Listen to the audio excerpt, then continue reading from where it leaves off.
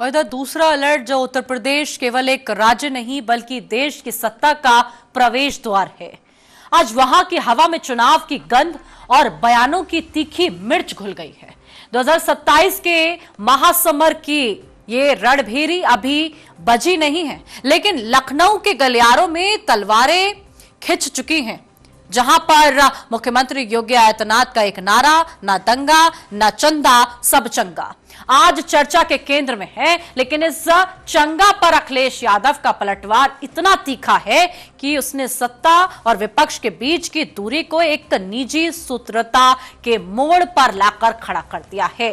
ऐसी शत्रुता के मोड़ पर लाकर खड़ा करा है जहां से यूपी के उस सियासी उबाल की, जहां मर्यादाएं कम और आरोप ज्यादा बुलंद हैं।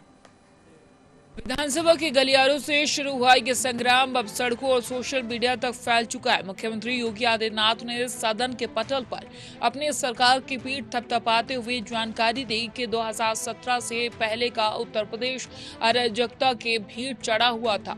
उन्होंने सपा शासन को गुंडा टैक्स और पहचान के संकट वाला दौर बताया। मुख्यमंत्री ने तंज कसते हुए कहा कि हमने एक जिला एक माफिया की जगह एक जिला एक उत्पाद देकर राज्य को उत्सव प्रदेश बना दिया है और योगी का ये आत्मविश्वास दर्शा रहा है कि वो आने वाले चुनाव को कानून व्यवस्था और विकास के एजेंडे पर ही लड़ना चाहते हैं। लेकिन समाजवादी पार्टी के मुखिया अखिलेश यादव इस बार रक्षात्मक होने के मूड में बिल्कुल नहीं है।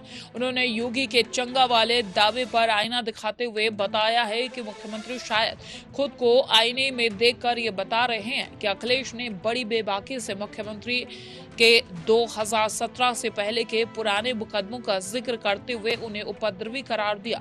अखिलेश का यह हमला केवल व्यक्तिगत नहीं बल्कि एक रणनीतिकार वार भी है, जिससे वो सरकार के जीरो टॉलरेंस वाले नैरेटिव को चुनौती दे रहे हैं। दोनों नेताओं के बीच की ये जुबानी जंग अब तू मैं के उस स्तर पर पहुंच गई है जहां नीति से ज्यादा नियत पर सवाल उठते जा रहे हैं। यूपी में सियासी तापमान हाई, बाबा बनाम बबुआ आमने सामने, सब चंगा पर तीखा वार, सदन में तू मैं, शंकराचार्य बयान बना हथियार। इस सियासी खींचतान का एक और महत्वपूर्ण सिरा शंकराचार्य विवाद से जुड़ा है। सदन में जब योगी आदित्यनाथ ने कहा कि हर कोई अपने नाम के आगे शंकराचार्य नहीं लिख सकता और कानून सबके लिए बराबर है, तो अखिलेश यादव ने इसे शब्दों की हिंसा और पाप बताया। उन्होंने तीखा प्रहार करते हुए कहा कि केवल भगवा वस्त्र पहनने से कोई योगी नहीं बन जाता और मुख्यमंत्री को योगी होने का सर्टिफिकेट दिखाना चाहिए। यह बहस अब प्रशासनिक दायरे से निकलकर धार्मिक और सांस्कृतिक अस्मिता की लड़ाई बनती जा रही है, जो यूपी की राजनीति का पुराना और भरोसेमंद हथियार रहा है। और इधर यूपी की राजनीति में जब बबुआ और बाबा एक दूसरे के आमने सामने होते हैं तो हर शब्द के पीछे एक वोट बैंक की गणित छिपी होती है। एक तरफ योगी का सुशासन वाला दाव है तो दूसरी तरफ अखिलेश का पीडीए, पिछड़ा दलित अल्पसंख्यक और मतदाता सूची में धांधली का आरोप।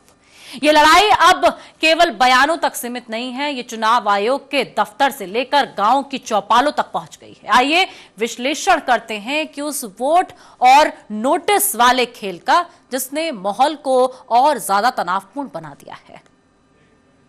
यादव ने एक बड़ा मोर्चा मतदाता सूची यानी कि SIR को लेकर खोल दिया है। उन्होंने आरोप लगाया कि बीजेपी सरकार और चुनाव आयोग मिलकर विपक्षी समर्थकों के वोट काटने की साजिश रच रहे हैं। सपा प्रमुख ने बताया कि खासकर उन लोगों को फॉर्म 7 के जरिए नोटिस दिए जा रहे हैं जो पिछड़े, दलित या अल्पसंख्यक हैं और कम पढ़े लिखे हैं। यह आरोप गंभीर है क्योंकि ये सीधे तौर पर चुनावी निष्पक्षता पर सवाल खड़ा करता है। अखिलेश की ये घेराबंदी दर्शाती है कि 2027 की जंग की तैयारी जमीन पर कागजी मजबूती के साथ कर रहे हैं। दूसरी तरफ मुख्यमंत्री योगी आदित्यनाथ ने अखिलेश को दोपहर 12 बजे सोकर उठने वाले बबुआ को काल लेबल चिपका दिया। उन्होंने सपा को एक ऐसी पार्टी बताया जो नकारात्मकता में जीती है। योगी ने विधानसभा में 2026-27 के बजट को राज्य की प्रगति का दस्तावेज बताया तो अखिलेश ने इसे बीजेपी का विदाई बजट घोषित कर दिया। अखिलेश का दावा है कि जनता ने मन बना लिया है कि 2027 में बीजेपी का बोरिया बिस्तर बनना तय है। बजट की संख्या अब राजनीतिक भविष्यवाणी का जरिया बन गई है, जहां एक पक्ष विस्तार देख रखा है तो दूसरा विनाश। पीडीए बनाम हिंदुत्व विकास, मतदाता सूची पर सियासी संग्राम, बजट बना चुनावी अस्त्र, डेटा बनाम दर्द की लड़ाई, 2027 के जंग तेज। रणनीतिक रूप से देखें तो बीजेपी के अंदरूनी तालमेल पर भी सवाल उठने लगे हैं। दिल्ली और लखनऊ के बीच के कथित दूरी की खबरें अक्सर सुर्खियां बनती है, जिसका फायदा उठाने में अखिलेश यादव कोई कसर नहीं छोड़ते। हालांकि योगी आदित्यनाथ ने अपने बयानों से ये संदेश देने की कोशिश की है कि वो पूरी तरीके से नियंत्रण में है। उन्होंने सपा को महिला राज्यपाल का अपमान करने वाली पार्टी बताकर पुरानी यादें ताजा किया। मुख्यमंत्री का ये आक्रामक रुख उन कैडर वोटों को एकजुट करने की कोशिश है जो कड़क प्रशासन के समर्थक हैं। प्रशासनिक मोर्चे पर भी आरोप प्रत्यारोप का दौर जारी है। अखिलेश यादव ने राज्य में नशीले पदार्थों, खासकर गांजे की बढ़ती पकड़ धड़ को टोल प्लाजा पर भ्रष्टाचार के मुद्दे उठाए हैं। उन्होंने बताया कि सरकार के नाक के नीचे घोटाले हो रहे हैं और मुख्यमंत्री केवल दावों में व्यस्त है। इसके विपरीत योगी सरकार ने 1 जुलाई को उत्पाद और भारी निवेश का हवाला देते हुए बताया कि यूपी अब बीमारू राज्य की श्रेणी से बाहर निकल चुका है। ये डेटा बनाम दर्द की लड़ाई है, जहां सरकार अपने आंकड़े पेश कर रही है और विपक्ष जनता की शिकायतों को हथियार बना रहा है। और जब सियासी टकराव इस मोड़ पर पहुंच जाए तो भविष्य की तस्वीर धुंधली होने लगती है। यूपी में आज जो हो रहा है वह केवल 2027 का ट्रेलर नहीं है, बल्कि एक मुकाबला, एक मुकम्मल राजनीति का बदलाव की एक आहट है। सब चंगा है और सब नंगा है, ये दावों के बीच फंसी उत्तर प्रदेश की जनता अब केवल नतीजों का इंतजार कर रही है। योगी और अखिलेश की ये जंग आने वाले दिनों में और कितनी तीखी होगी, ये देखना दिलचस्प होगा। आने वाले महीनों में होने वाले स्थानीय निकायों और अन्य छोटे चुनाव को 2027 का लिटमस टेस्ट माना जा रहा है। अखिलेश यादव ने अपने प्रतिनिधि मंडल को चुनाव आयोग भेजने की तैयारी कर ली है ताकि मतदाता सूची के मुद्दे पर दबाव बनाया जा सके। वहीं योगी आदित्यनाथ ने अधिकारियों को निर्देश दिया है कि वह विकास कार्यों को समय पर पूरा करें ताकि चुनाव से पहले परफॉर्मेंस का रिपोर्ट कार्ड जनता के सामने रखा जा सके। दोनों ही खेमों में वॉर रूम तैयार हो चुके हैं और सोशल मीडिया पर एक दूसरे को नीचा दिखाने का कोई मौका नहीं छोड़ा जा रहा है। विशेषज्ञों ने यह भी रेखांकित किया है कि यूपी का यह सियासी घमासान पड़ोसी राज्य बिहार के चुनावों से भी प्रभावित होगा। अगर बिहार में कोई बड़ा उलटफेर होता है तो उसका सीधा असर यूपी के समीकरणों पर पड़ेगा। इसलिए बीजेपी और सपा दोनों ही अपनी अपनी सीमाओं को लांघकर गठबंधन के नए साथियों की तलाश में है। अखिलेश यादव का पीडीए फार्मूला जमीन पर कितना असर दिखा रहा है, ये चुनावों और उपचुनावों के नतीजों ने थोड़ा बहुत स्पष्ट कर दिया है। लेकिन योगी का हिंदुत्व और विकास का मिश्रण अभी भी एक बड़ी चुनौती बना हुआ है। सदन में वंदे मातरम और आक्रांताओं को लेकर हुई बहस ने यह साफ कर दिया है कि ध्रुवीकरण की राजनीति अभी भी एजेंडे का हिस्सा रहेगी।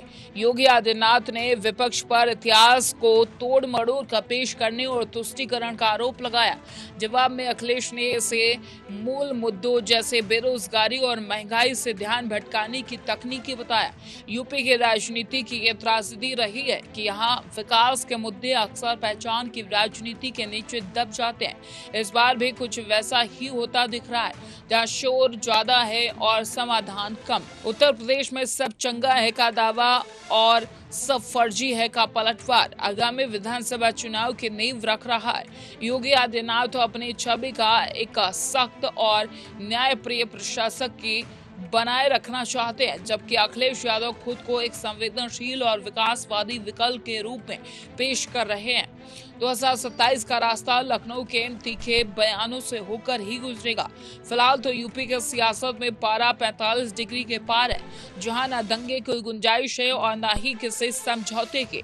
यह आर पार की लड़ाई है, जिसका अंतिम फैसला जनता के हाथ में है।